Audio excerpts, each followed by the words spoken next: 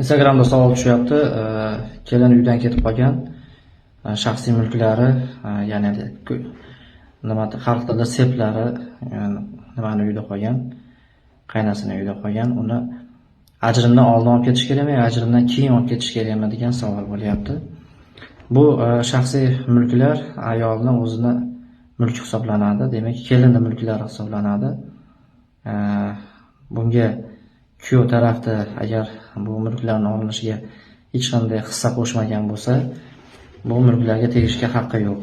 Shuning uchun bu mulkni xohlagan vaqtda olib ketishi mumkin.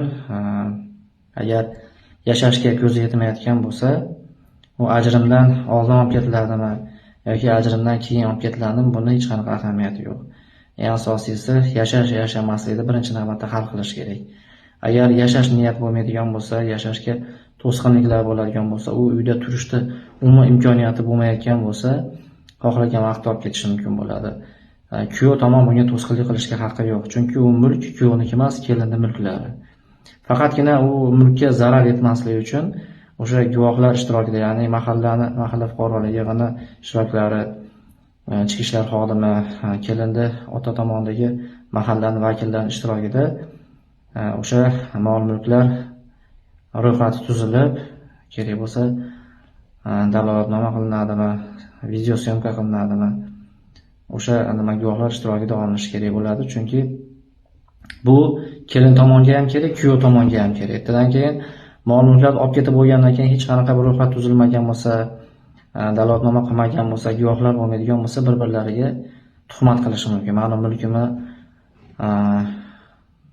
menga tegishli mulkni qo'shib olib ketibsan yoki kelin tomon meni mulkim qolib ketibdi, meni narsalarimni o'zlashtirib olibsan degan har xil bir-birlariga yolg'on bir tuhmatlar, nizolar kelib chiqadi. O'shaning uchun birinchi navbatda guvohlar bo'lishi kerak.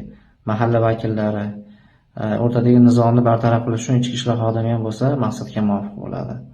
Agar sizlarda shunday oilaviy nizolar yoki boshqa nizolar bo'yicha huquqiy maslahat kerak bo'lsa, bizga murojaat qiling, yordam beramiz.